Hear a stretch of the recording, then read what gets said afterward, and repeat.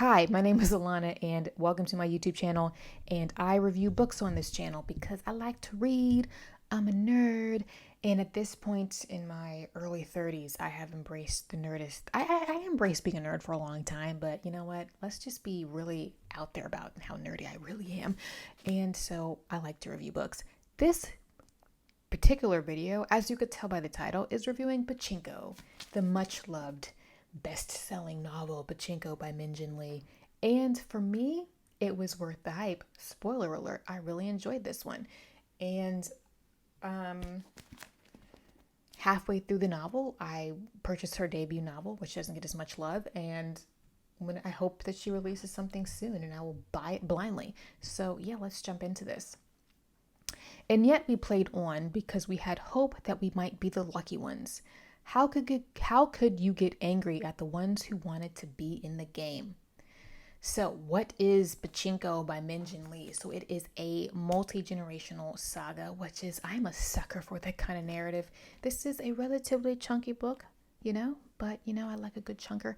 But this is a quick moving chunker for me. And so let me focus. Let's talk about the summary. Pachinko by Jin Lee starts with Sunja, who is the daughter of a poor, crippled fisherman. And after being wooed by a wealthy man, she gets pregnant. Oh, snap, she got a baby daddy.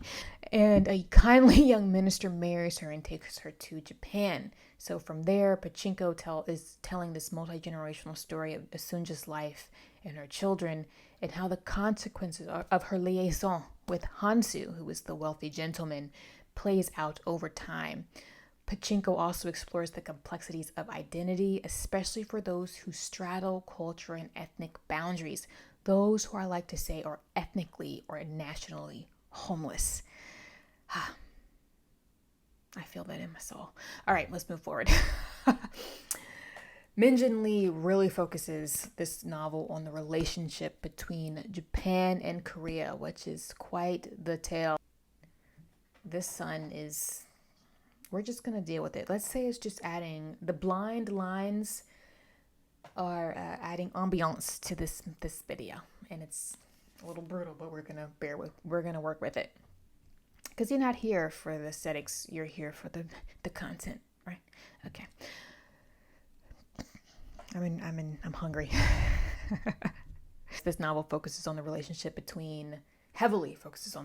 between Japan and Korea. And if that is not something that you were familiar with before you decide to pick up this novel, if you decide to pick up this novel, I think this is actually a good jumping point. She does a really good job of talking about the time periods in which the relationship between Japan and Korea and the Japanese and Koreas were really tense. And even this book ends in the 1980s, this particular narrative, and how it's still quite contentious, even in the 1980s.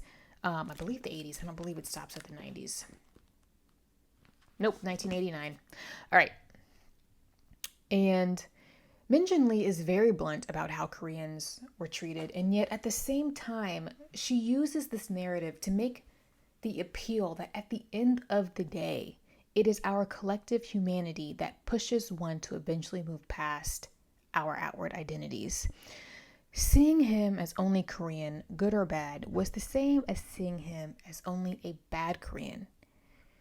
She could not see his humanity. And Noah realized that this was what he wanted most of all, to be seen as human.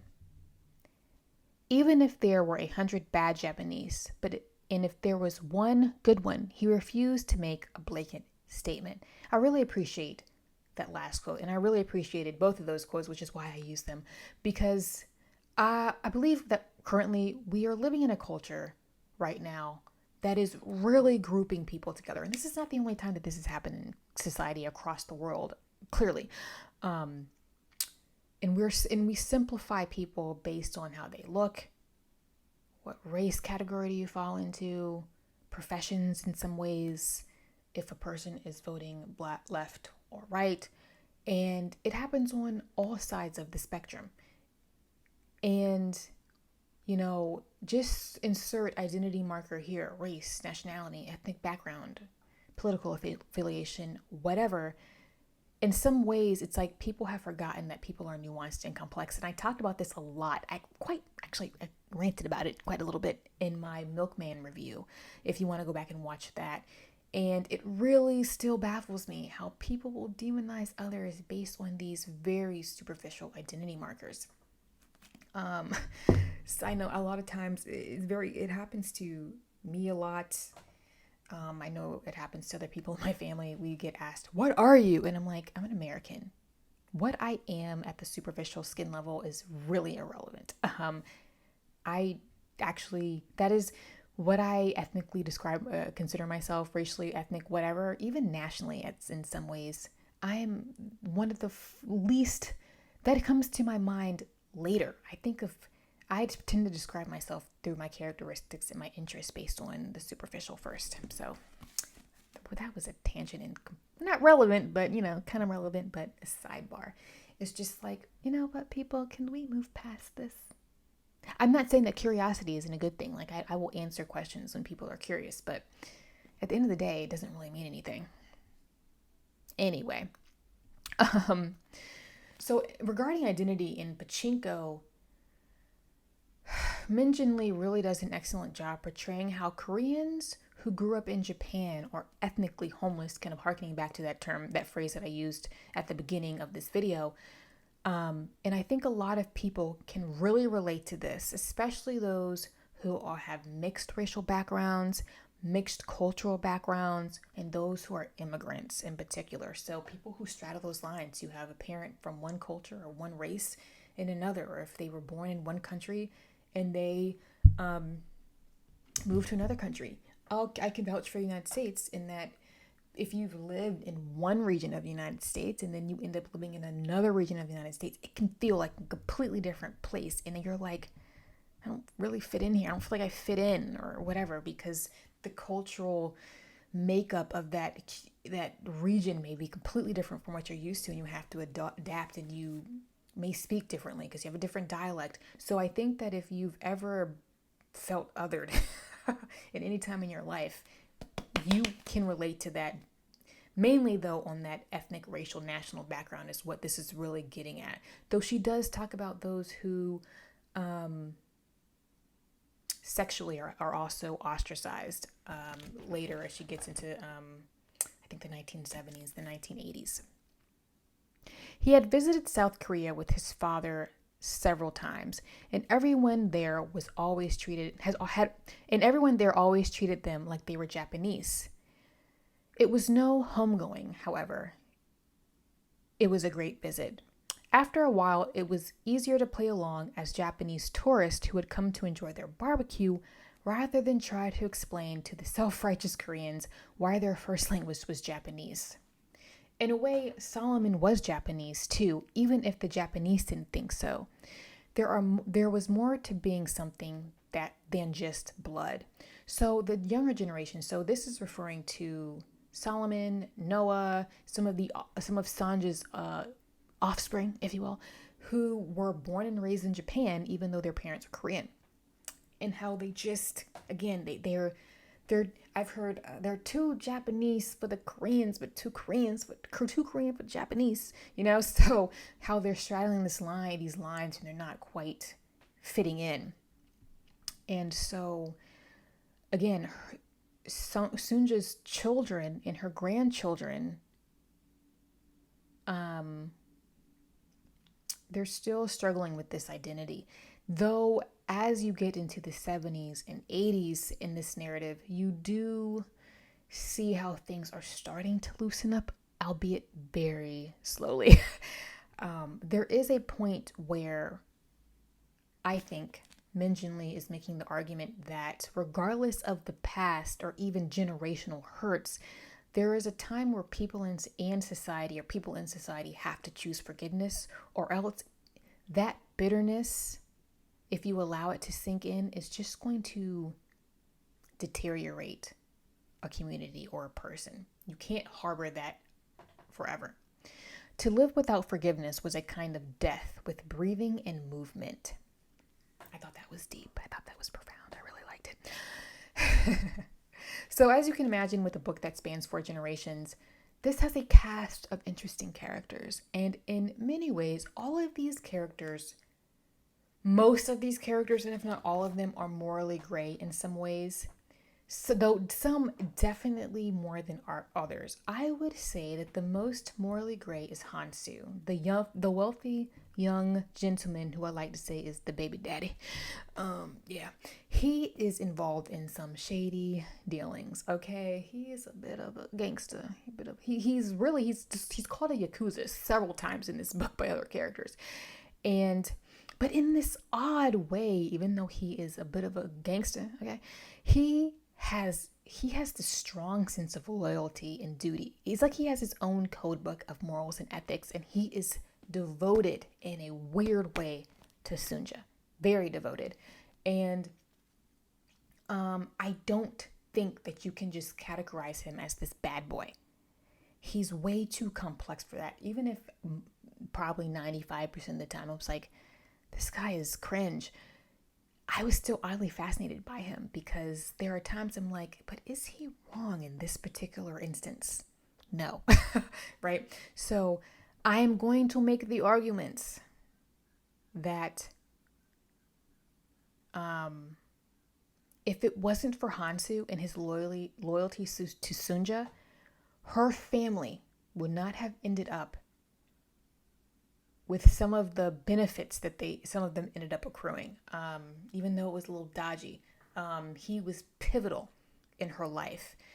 And there are times when, even though you always have to kind of second guess his motives, I think he really genuinely cared for her and her children, even those that were not biologically his. Interesting. Readers of Pachinko, let me know what you think of Hansu. Was he as complex as I felt him to be? Maybe I just like this line is making me think there's stuff on my face. Maybe I just like really complicated, dense male characters. Guilty. Let's see. Also, there are other characters who, due to life, they're bitter, they're angry. Their treatment of other characters in this book is definitely less than savory. So again, it's easy to cast this moral judgment on Hansu because his stuff is a little bit more in the forefront, but other people got some stuff. And so who am I? Who are we to cast moral judgment on others when we all have our own stuff? Okay. There is a proverb in the Bible that says, and I'm paraphrasing, how can you pick out the speck in someone else's eye when you've got a log in yours? My grandfather used to say, whenever you point your finger, you got 3 pointing back at you. I'm going to leave that there. And here's a quote. No one is clean. Living makes you dirty. Again, I like it when an author has these characters that are not black and white. It makes them human beings. Because again, we all a little shady, okay? No matter how much we try to be good, or even if we are great people, some people are just genuinely nice people. We all a little dodgy. And that's why perhaps virtue signaling, we see it a lot on social media. Virtue signaling gets on my last nerve because it's a bit narcissistic to assume, okay, that you're taking the moral high ground when you are less than perfect yourself. Okay, we all got skeletons in the closet.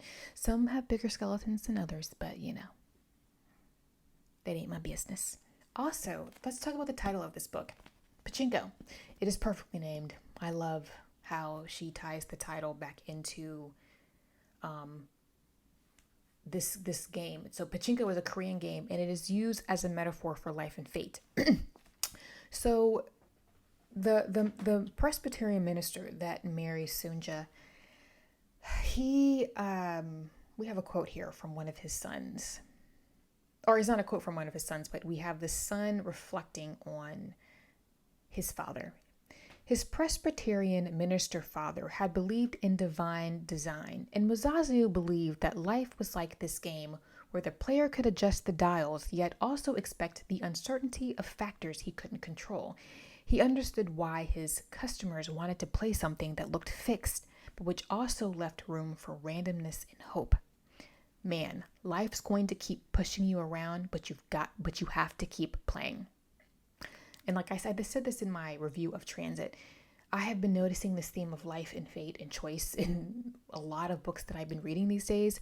And again, I think I'm really picking up on it because I like to spend time with the ancient Greeks and in Greek mythological retellings, which is again a huge theme that the ancient Greeks talked about when it comes to the ancient Greek, with how the mythological gods meddle in people's lives and how that takes away some personal autonomy. That is a tangent for another day. But I do like that she called this Pachinko and related this Korean game, which plays quite a big role in the lives of a couple of these characters, in how it's this metaphor, like I said, for fate. Because it is often easier to process what's happening in your life when you relinquish control and reduce agency, when you're really struggling to process why certain things in life have happened. And in this book, in one character in particular, something really sad happens. Like, to me, that particular character, I'm not gonna spoil it, I'm not gonna say the name, I was like, ooh, ouch. That one hurt my feelings a little bit. And so but again, it's all of these pieces, these dials, as we have one character call them, the dials in this game, that have kind of clicked in place over the generations that ended up in this ultimate outcome. And it's like, can you really blame anybody when, again, this character made a choice and it resulted in something? So let us wrap this up. I enjoyed Pachinko quite a bit, and I flew through this novel. It is thick, but it's not dense. I will say that. It is a compelling narrative about family and choices and consequences. And while Jin Lee did a good job shining light on the tension between Japan and Korea, I think that if you are a Western reader and you are not familiar with this tension, I think that Jin Lee presents it in a way that was balanced. Because she, again, the quotes I had at the beginning of earlier in the review, she references good Koreans and bad Koreans and good Japanese and bad Japanese. So she's fairly balanced, I would say, even though her main characters are Korean. While this is not necessarily a cheery book, it has a melancholy that kind of pervades the entire narrative.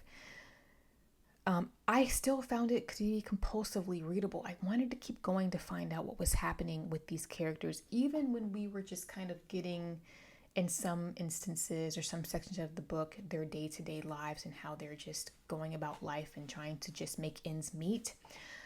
I still found it extremely relatable, especially because this book examines how family and people groups interact with one another. Jin Lee's prose is very simple and straightforward, yet it is effective and poignant without being flowery or contrived. And that is a very, very difficult thing to do. I would often describe her, when I was reading her book, I would often say, oh, her writing is quite spare, which is very difficult to do. And since I mentioned the ancient Greeks earlier, the ancient Greeks were a big fan of that. They did not like flowery writing. They were like, this is nonsense, get to the point. She gets to the point, but she gets to the point in a way that still makes an impact. So the ancient Greeks would approve of her writing style. It takes a lot of skill to write directly and yet still have an emotional connection, or make that emotional connection with the reader. And I will definitely reread this novel at some point in my life. I don't know when, because I want to go back and reread her debut novel, Free Food from Millionaires, and I look forward to reading what else Jin Lee has decides to write in the future. I gave this book a 4.25 out of 5, because it was too good for a 4 for me, but it wasn't quite a 4.5 for me. So I gave it 4.25. Okay. So yeah, I enjoyed it. I am very stingy with my 4.5s and 5s. Very stingy with my 5s. Okay. Very stingy. I enjoyed it. Have you read Pachinko? I know some people who were not necessarily a fan of this book. I think they said from my memory, they felt that it kind of dragged a little bit. I can see how, but I like slice of life novels. I think this would fit into that category because she spends quite a bit of time describing how this family gets on throughout the generations, and they are often on the struggle bus. And it's not cheery. This is not a cheery book, but yes, this book resonated with me. I still think about this book. I look forward to rereading it. Have you read it? What were your thoughts? And I will see you guys in the next one. I'm very, very hungry. I'm going to go get a snack, and then I'm going to make meal prep my dinner for the week. And feel free to like, subscribe, leave me a comment, and follow me on Instagram where I get up to more bookish shenanigans. I will see you guys in the next one with more book reviews. Bye.